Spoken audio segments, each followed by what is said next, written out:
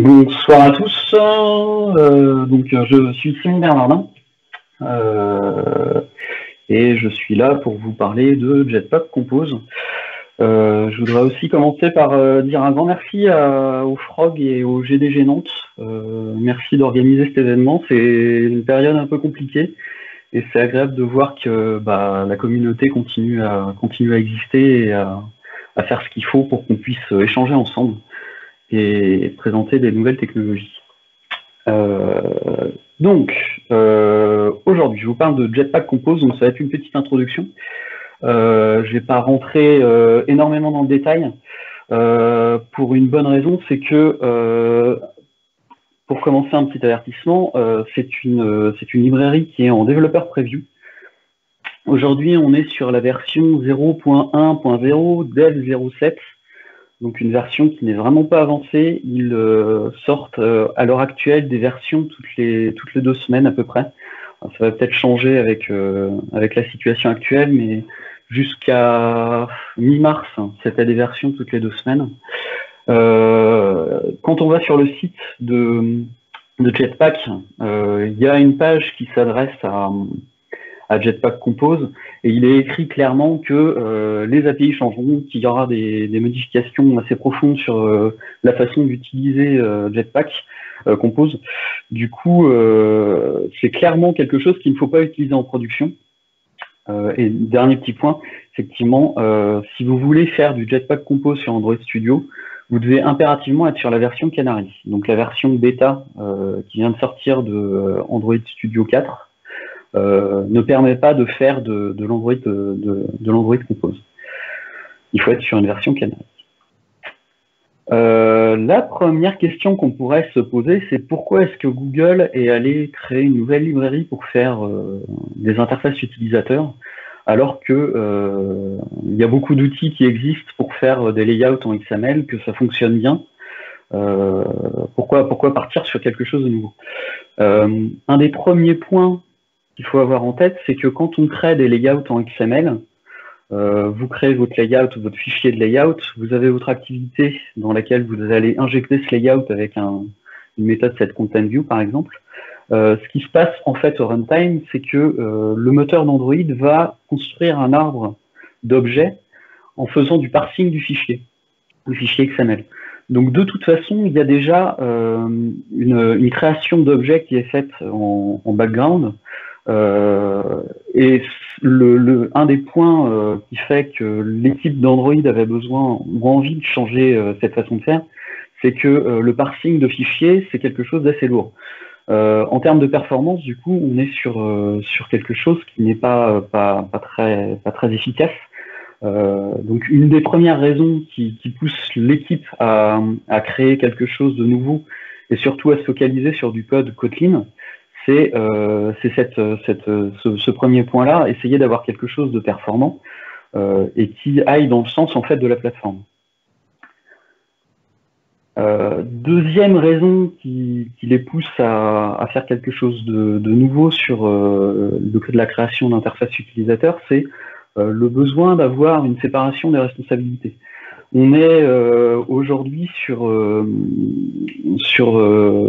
des façons de créer des applications Android un peu plus modernes. On essaye d'avoir la séparation des responsabilités, de suivre tout un tas de principes, le principe solide entre autres. Donc il faut essayer de faire en sorte que chaque élément ait son rôle et que les responsabilités ne se chevauchent pas. Quand on fait du XML, on a effectivement 2 langages qui sont utilisés, le XML pour le layout et le Kotlin pour le contrôleur, mais il y a un couplage qui est fort entre les deux. Si on modifie un champ ou si on ajoute un champ, on est obligé, si on veut avoir une interaction avec ce champ de la part de l'utilisateur, d'avoir un lien qui est créé dans le contrôleur. Donc il y a quand même un couplage qui est présent, bien qu'il y ait deux technos différentes. Là, du coup, le but est clair, c'est faire en sorte que les vues gèrent leurs états et que le contrôleur ne soit là que pour les règles métiers et faire ce qui le concerne en fait. Ensuite, l'équipe en charge du développement d'Android a soulevé tout un tas de points noirs sur la première conf qui a été faite pour la présentation de Jetpack Compose. Ils sont revenus sur le fameux Vue.java que tout le monde, je pense, s'il a fait un peu de développement, a croisé au moins une fois. Le Vue.java contient une classe qui fait 30 000 lignes. C'est une abomination d'un autre temps.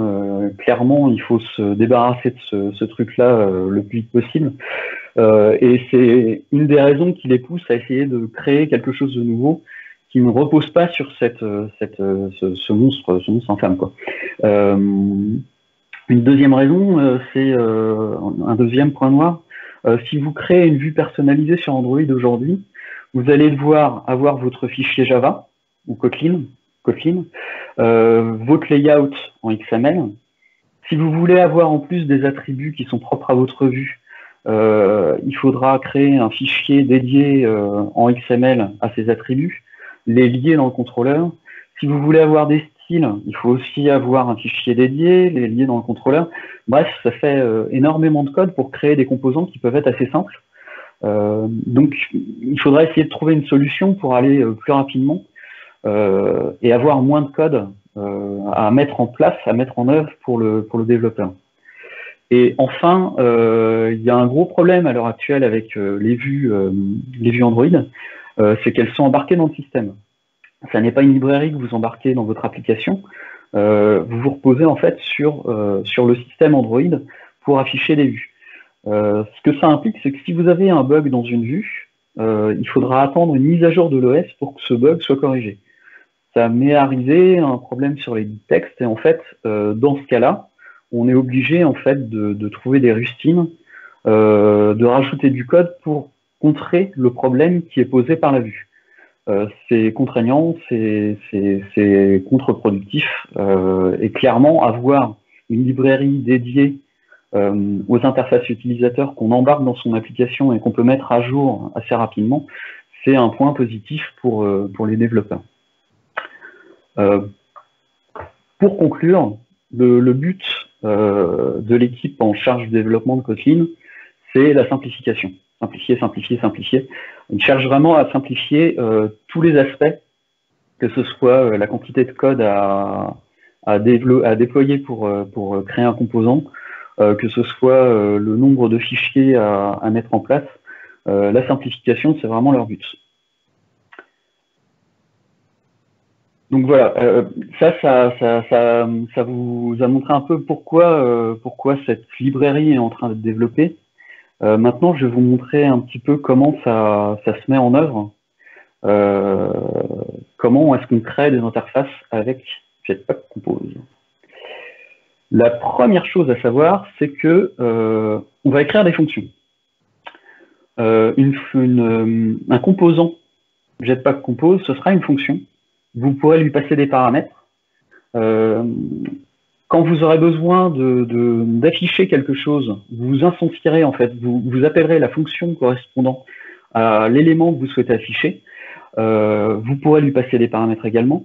Vous pourrez du coup mettre en place une logique. Donc là, sur l'exemple que je vous montre, c'est une fonction qui va afficher dans une colonne une liste de noms et leur dire bonjour à ces noms-là. Je peux déjà mettre en place en fait un test pour vérifier si ma liste de noms est vide et avoir du coup un texte dédié à ça. Donc vous avez simplement votre vue créée de cette manière-là avec une fonction. Vous rajoutez du coup la notation composable et cette fonction est identifiée par Android comme étant une fonction de rendu Jetpack Compose. Donc c'est plutôt simple à faire. Et surtout, c'est beaucoup plus simple que ce qu'on avait sur la façon de faire d'origine d'Android. À gauche, j'ai le code pour afficher donc une liste qui contient hello sur chacun des noms. Et à droite, c'est le code qu'il aura fallu que je mette en place pour afficher la même chose avec du XML et la façon d'origine d'Android. Entre autres, l'adapteur l'activité pour afficher ma liste, le layout correspondant à l'activité, le layout correspondant à un élément de liste. Donc ça fait beaucoup plus de code à droite qu'à gauche, je pense que tout le monde sera d'accord pour dire ça. Donc c'est déjà plus simple de faire du rendu avec Jetpack Compose sur cet exemple-là. Je vous ai montré sur l'exemple, alors il y avait du texte, il y avait la possibilité aussi de mettre en colonne des éléments. Là, je vous ai mis une liste qui n'est pas exhaustive des composants disponibles. À l'heure actuelle, il n'y en a pas énormément. Le but de l'équipe est vraiment pas de créer des composants à tour de bras pour l'instant. Il se focalise sur les performances, sur la simplicité d'utilisation, pardon. Il y a des composants qui sont mis à disposition un peu au fur et à mesure. Dernièrement, il y a eu l'adapter list qui est un composant en fait qui permet de faire des listes avec un recyclage de vues. Donc des composants sortent un peu au compte-gouttes, mais pour l'instant vraiment le but c'est pas de permettre de faire des interfaces, c'est d'avoir une librairie qui soit la plus légère et la plus rapide pour l'affichage possible. Voilà. Juste un petit mot, le text field qui est un champ d'édition. Si vous l'utilisez, vous verrez qu'il n'y a même pas de curseur en fait. Donc on ne sait pas si on a le focus dans le champ. Il n'y a pas de placeholder non plus, donc c'est quelque chose qui est vraiment très simple pour le moment. Ils feront une passe par la suite, une fois que la librairie sera stabilisée, pour avoir des composants plus avec un rendu matériel et qui soit plus présentable, plus sympathique à présenter pour les utilisateurs. Une fois que j'ai créé mes fonctions, pour les brancher à mon activité, je vais utiliser une fonction également, une fonction setContent. Donc simplement de cette manière-là. Je passe dans la fonction setContent le point d'entrée de mon rendu, de mon affichage, de mon interface utilisateur.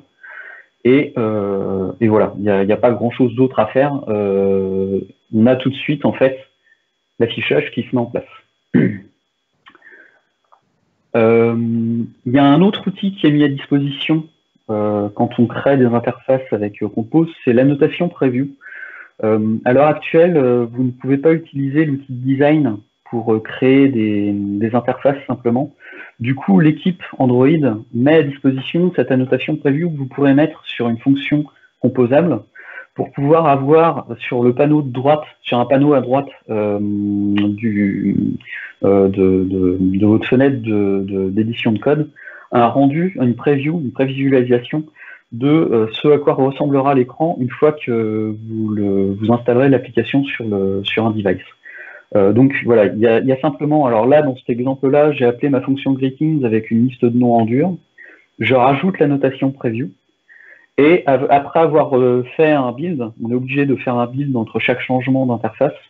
Vous verrez apparaître sur la droite une petite fenêtre avec une prévisualisation de ce que ça donnera une fois que l'application sera installée.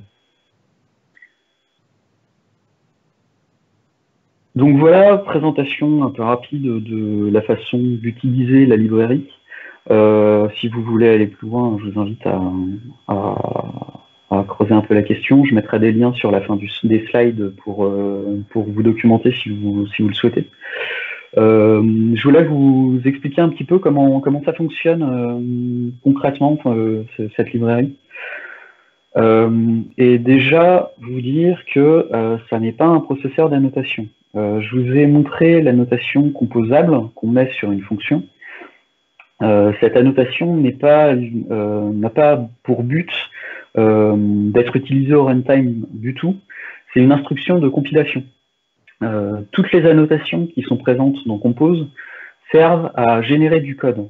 Ce ne sont pas des annotations qui sont utilisées pour faire de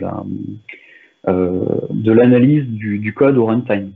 C'est beaucoup plus efficace du coup, beaucoup plus performant, et en même temps c'est une façon d'écrire que les développeurs en Android ont l'habitude d'utiliser.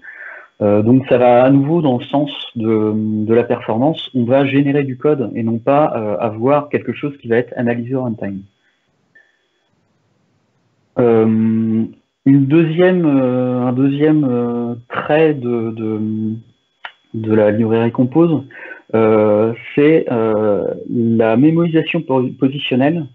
Donc ils ont mis en place en fait cette chose-là au sein de Compose. La mémorisation positionnelle, c'est pas quelque chose de très compliqué à comprendre. C'est juste une façon en fait pour un appel de fonction avec des paramètres donnés de mettre en cache le résultat de cette fonction. Donc si je dis que ma fonction A est appelée avec les paramètres B et C, la première fois que je vais voir cet appel, je vais faire le calcul, je vais stocker, mettre en cache le résultat. Et si jamais la fonction A est à nouveau appelée avec des paramètres B et C, j'aurai pas besoin de refaire le calcul. Automatiquement, j'irai le chercher dans le cache par la clé en fait qui seront les paramètres directement, et je pourrai faire le rendu automatiquement. Toutes les fonctions avec la notation composable sont soumises à ce mécanisme-là. Si jamais vous avez besoin au sein de votre code de faire des optimisations, vous pouvez utiliser la fonction remember qui vous permettra de faire ça à la main. Donc je vous disais que Compose, c'est un moteur de génération de code. En fait, toute la mécanique de Compose va se baser sur quelque chose qui implémente, dans une version un peu simplifiée, cette interface composeur. Donc il y a une fonction emit qui va être posée sur chacun des nœuds qui vont être détectés dans le code d'une fonction composable. Un nœud, c'est une fonction de rendu. Donc le texte, par exemple, mais aussi la fonction greetings, ce sont des nœuds. La fonction memo, elle va permettre de stocker, de faire la mise en cache d'un appel de fonction en fait. Donc c'est cette fonction memo en fait qui fait la mémorisation positionnelle. Et un groupe, ça va être une branche de l'arbre de l'interface utilisateur. Une interface utilisateur, ça se compose un peu en arbre. Un groupe, ce sera finalement une branche complète de l'arbre. Cette mécanique de groupe sert aussi à faire des optimisations. On détruira un groupe uniquement si on en a besoin et on pourra recalculer, rendre un groupe qui n'a pas changé de manière automatique. Du coup, avec tout ça en tête, j'ai ma fonction greetings qui récupère une liste de noms, qui affiche en colonne des textes avec un hello. Ce que ça va générer, alors encore une fois, c'est grosso modo, hein, c'est de la simplification, mais ça générera une fonction qui ressemble à peu près à ça. J'aurai d'abord un groupe sur le point d'entrée de ma fonction, un emit sur la colonne, il y a également un emit sur le texte, un groupe juste au-dessus du texte, et une mémorisation sur le texte qui prend en paramètre une chaîne. Du coup, on mémorise en fait vraiment le résultat de cette fonction. Donc ça donne quelque chose qui ressemble à ça. Voilà. Tout simplement. La notion d'effet, vous la croiserez si vous essayez de faire un petit peu de compose. En fait, la notion d'effet, ce sont des fonctions qui vont permettre aux développeurs d'accéder au cycle de vie des composants. Dans les exemples que je vous ai montrés, la seule façon finalement de changer le rendu, ce serait de modifier les paramètres qui sont passés à une fonction. Compose fournit un accès au cycle de vie, donc va permettre finalement de changer le rendu de manière asynchrone avec ce qu'ils appellent des effets. C'est assez proche, si vous avez fait du React, de la notion de hook. Donc ce sont des fonctions qu'on appellera dans nos fonctions composables qui vont permettre de détecter des changements, de forcer des recalculs, etc. Si vous avez besoin de créer des effets, ce seront des fonctions que vous préfixerez à nouveau avec la notation composable. Et ça se fait assez simplement en fait. le premier effet qui apparaît quand on commence à regarder des exemples de code, c'est la fonction state. Donc c'est comme dans React, c'est comme dans Flutter. Ça va permettre en fait à une vue donnée d'avoir un état qui va pouvoir être maintenu entre chaque rendu. Quand je déclare un state, en fait, je lui passe une valeur par défaut, et ensuite le state va vivre entre chaque rendu et garder la dernière valeur et pouvoir être manipulé super simplement par le développeur. Donc dans l'exemple qui est là, j'ai un bouton qui incrémente un compteur. Le fait de faire une mise à jour de la valeur du compteur, qui est donc mon state, ça va forcer le recalcul et mettre à jour le texte en conséquence, et mon texte qui affiche le compteur sera du coup à jour. Le state est aussi épaulé par une annotation. Donc vous pourrez créer des modèles avec cette annotation modèle. Un modèle, c'est un state++, c'est-à-dire que c'est un objet qui va être entièrement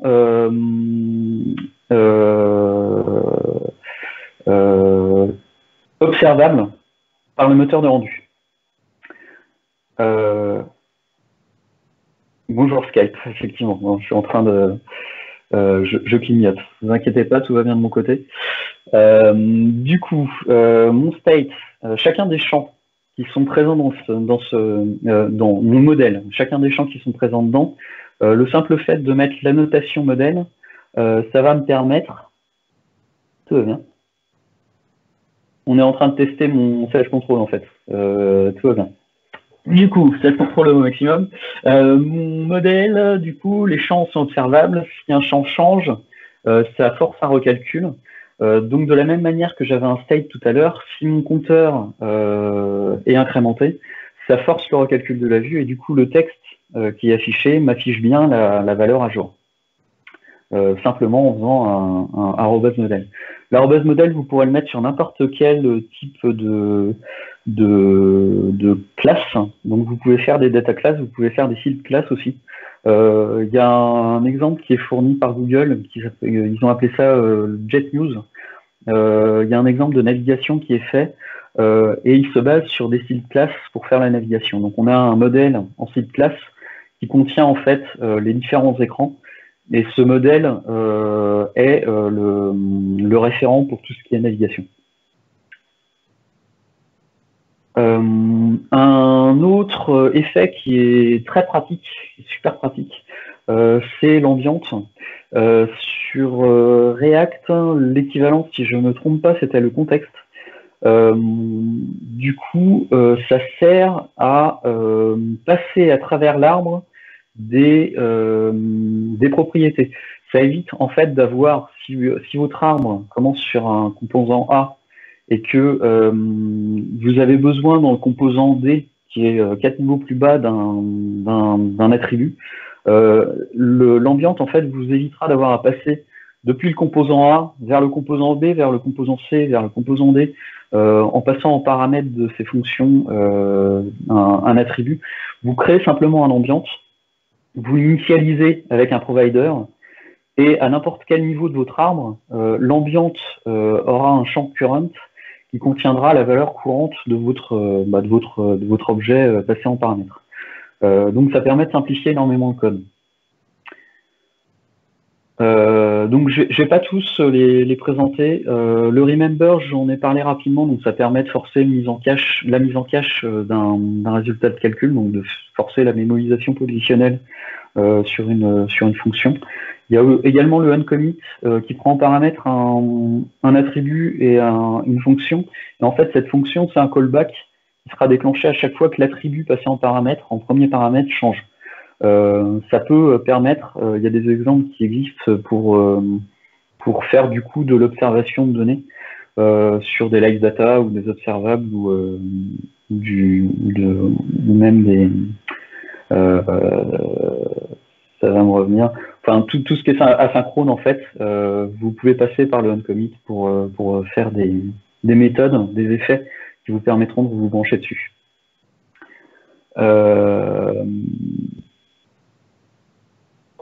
Un autre point sur l'équipe, sur laquelle l'équipe travaille énormément, c'est l'intégration dans les layouts existants. Leur but, c'est pas de casser complètement la façon de faire des applications Android. Ils cherchent vraiment à faire en sorte que les deux puissent être interdépendants, qu'on puisse avoir une application qui aura des composants en Jetpack Compose, des composants en XML, et que les deux cohabitent la manière la plus fluide qui soit possible d'être. Donc, Compose au sein des layouts. Là, je vous ai mis en fait une impression d'écran de ce qui apparaît dans le Layout Inspector quand vous faites une application Compose. Vous avez une Android Compose View qui apparaît. Cette vue, en fait, c'est un canvas sur lequel Compose dessine et elle apparaît du coup dans l'arbre des layouts de votre application. Et dans l'autre sens, si vous avez besoin au sein d'un layout d'utiliser des composants qui auront été créés avec Compose, vous pourrez utiliser la notation Generate View. Je l'ai mis au futur parce qu'ils en parlent sur tous les documents qui présentent la façon de faire. Pour l'instant, cette annotation n'est pas disponible. Quand elle le sera, vous mettez cette annotation Generate View sur une fonction composable et vous pourrez, dans un layout, utiliser cette vue. Donc ma fonction s'appelle greeting, je pourrais, dans un layout XML, utiliser un greeting view. Et tous les paramètres de ma fonction seront disponibles depuis le namespace correspondant à app. Donc là, je pourrais passer à ma vue un nom simplement en faisant un app name.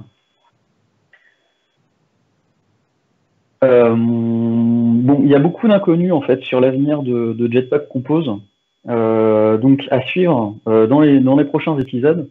Quand on va sur les discussions autour de Compose, on voit qu'il y a des rumeurs autour du fait que l'équipe puisse mettre en place un système dédié pour la gestion de la rotation de l'écran. Du coup, il y a des questions qui se posent un petit peu autour de l'avenir du vieux modèle. A priori, on pourrait ne pas avoir à s'en servir pour faire des vues en Compose. Donc, est-ce que à terme, le vieux modèle continuera d'exister? C'est une question qu'on peut se poser. De la même manière, je vous disais que vous pouvez utiliser l'effet onCommit pour utiliser en fait l'asynchronisme dans votre code. À l'heure actuelle, il n'y a aucun effet qui a été mis à disposition par l'équipe de développement pour utiliser des live data, des coroutines, des observables, etc. Il faudra que vous créiez vos effets pour utiliser ces choses-là directement dans le code. Du coup, il y a des rumeurs. Il se pourrait que les live data disparaissent, il se pourrait que les coroutines soient utilisées, mais uniquement avec Flow. Pour l'instant, on n'en sait rien. Les paris sont ouverts. On verra comment ça évoluera. Il n'y a pas de support du composant de tout ce qui est vue design, je vous l'avais dit. Il n'y a pas non plus de support du composant navigation. Et à vrai dire, quand on regarde les exemples, tout se base toujours sur une activité unique. Et j'ai jamais vu d'exemple avec des fragments. Je sais que c'est possible, j'ai vu des posts sur Stack Overflow qui expliquent comment faire. Mais l'impression que ça donne, c'est que les fragments vont pas vraiment être au cœur de Compose. Ce sera les activités, et peut-être même les activités sont vouées à disparaître. Il y a un flou là-dessus aussi. Donc voilà, j'ai plus ou moins fini ma présentation. Je vous ai mis du coup la liste des sources qui m'ont permis de faire cette présentation. Les fragments devraient devenir obsolètes avec Compose. Donc effectivement, on est d'accord, il y a une chance que ce soit le cas. Donc, Stepdated, ça c'est le lien pour se tenir à jour sur les nouvelles versions qui sortent de Jetpack Compose. Comme je vous disais, il y en a toutes les 2 semaines à peu près. Donc vous pouvez aller là-dessus pour regarder si une nouvelle version est disponible. Et puis voilà, ma présentation est terminée. Le poisson a fini par sortir. Donc, si vous avez des questions, c'est le moment ou jamais. Ah, voilà. Alors donc, sur le Slidoo, vous pouvez poser vos questions encore une fois. Donc, il y en a déjà quelques-unes. Des benchmarks, c'est une bonne question. J'ai pas encore testé. C'est assez laborieux à l'heure actuelle de faire des interfaces un peu poussées avec Compose parce qu'il n'y a pas beaucoup de composants. Du coup, faire des benchmarks, j'ai pas encore cherché à le faire. Je voulais pour l'instant regarder un petit peu comment ça fonctionnait. En cherchant sur Internet, peut-être qu'on pourrait trouver des choses. J'ai pas pris la peine de le faire. Customiser une view sur Jetpack Compose, il faut que le point d'entrée soit disponible. Si vous voulez changer le fond d'écran, etc., on ne se base plus du tout sur les styles. On a des fonctions. Tout est fonction. Et si la fonction n'a pas, par exemple sur le texte, une option pour changer le background, vous ne pourrez pas le faire simplement. Au final, il va falloir qu'il branche les points d'entrée pour qu'on puisse modifier tout ce qu'un utilisateur, tout ce qu'un intégrateur aura besoin de faire sur une application complexe. Est-ce que Compose fonctionne avec les Kotlin coroutines? J'ai un peu répondu à cette question-là. Ça fonctionne. On peut utiliser du coup le uncommit pour se brancher sur des coroutines. On trouve assez simplement des bouts de code pour mettre en place des effets qui correspondent à ça. Pour l'instant, il n'y a rien qui soit officiel. D'où la question, est-ce que va y avoir un choix qui va être fait par l'équipe de dev? Pour l'instant, on ne sait pas. Est-ce que Jetpack fonctionne bien avec l'injection de dépendance, par exemple Dagger 2 versus Ambient? Aucune idée. J'ai pas testé. Je saurais pas vous dire. Ça fait un petit moment que j'ai pas eu la chance de faire du développement Android en pro. J'en fais en perso. Dagger 2, je m'en suis servi sur un projet pour voir un peu comment ça fonctionnait et honnêtement, j'ai trouvé que c'était une horreur à utiliser. Du coup, c'est pas ma priorité quand je crée un projet de test d'intégrer Dagger 2 dessus. Du coup, pas la moindre idée. Si vous testez et que vous avez un retour là-dessus, je suis preneur, ça peut être intéressant de savoir. Fiche, alors effectivement, fiche, tout à fait. Bonne question, même si ça n'en est pas une. En prod, ça donne quoi? Aucune idée non plus. J'ai pas testé de projet. J'ai pas cherché à builder un projet en prod. Je développe une petite application perso pour voir un petit peu comment ça évolue. Déjà, à chaque changement de version, il me faut 2-3 jours pour me mettre à niveau. Comme je vous disais, ils ont prévu de casser les API et ils s'en privent vraiment pas. Entre la Dev 05, la Dev 06 et la Dev 07, à chaque fois, il a fallu un jour ou deux pour que je puisse retomber sur mes pattes sur mon projet. Donc, à l'heure actuelle, la prod, c'est pas le but, quoi. Est-ce qu'il y a des outils pour faire du JSX via Android Compose ou autre? Pas à ma connaissance. JSX, c'est vraiment pour faire du React. Android Compose, alors je suis pas sûr d'avoir compris la question en fait. Alors du coup, je rebondis un peu. On est tellement proche de React, on peut faire du React Native. Alors oui, on peut, oui. Après, si on veut avoir un, ouais, vous pouvez. J'ai pas fait beaucoup de React Native, à vrai dire. Je sais pas quels sont les avantages et les inconvénients par rapport au natif. Je sais qu'à une époque, les performances n'étaient pas forcément les mêmes, mais je crois que ça a changé, qu'aujourd'hui React Native est beaucoup plus proche de ce que propose une application développée en Android pur. Est-ce qu'il faut faire du React Native? Est-ce qu'il faut faire du Jetpack Compose? De toute façon, faites du React Native parce que Jetpack Compose, c'est pas pour faire des applications que vous publierez. Sur l'avenir, on verra comment ça évolue. Du support multiplateforme de Compose de prévu, tu crois, un peu comme Flutter finalement? Alors clairement, ils sont en train de se rapprocher de la philosophie de Flutter avec Compose. Ils se sont beaucoup inspirés de React.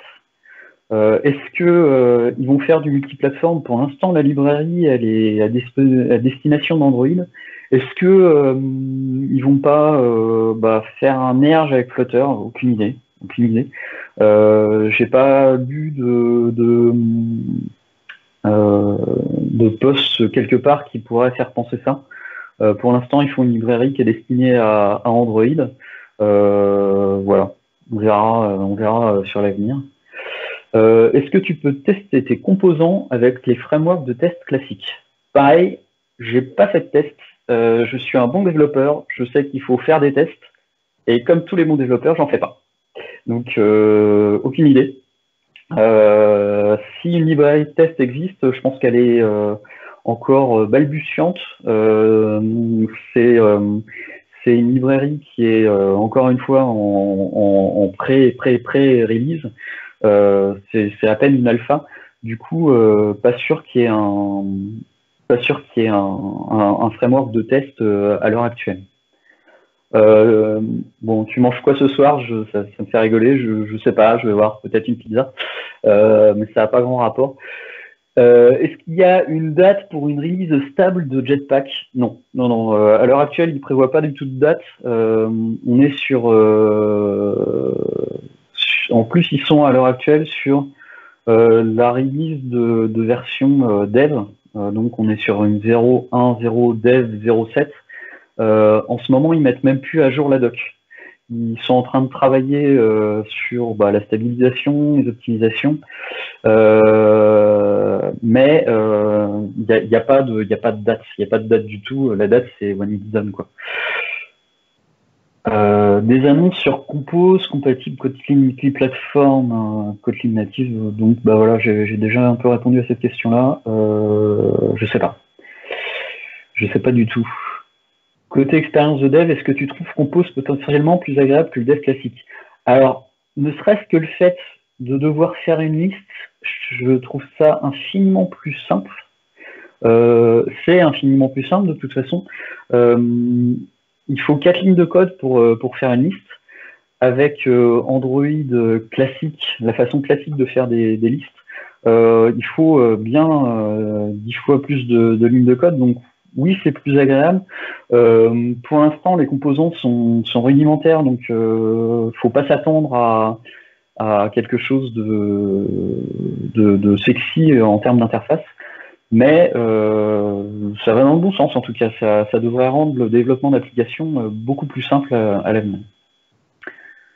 Et voilà, une estimation officieuse de la date de sortie, pas à ma connaissance. Encore une fois, je ne travaille pas chez Google. Si quelqu'un de chez Google nous écoute, je suis disponible. Mais je n'ai pas connaissance d'une date même officieuse sur la sortie de la librairie. Voilà. Si vous avez d'autres questions, je vais aller sur Zoom juste après.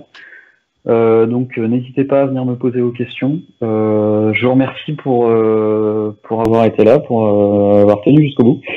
Et puis merci encore une fois au Frog et à GDG Nantes.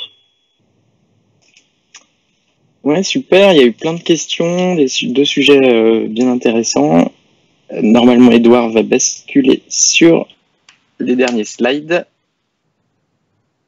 Et voilà. Comme je vous disais tout à l'heure, il y a une plateforme Open Feedback, enfin avec vous allez pouvoir remplir, donner votre avis sur les deux talks de ce soir. Donc vous avez le lien là qui apparaît sur Twitch. Vous pouvez scanner le QR code aussi. Voilà. Et je ne sais pas quoi dire de plus sur ce slide.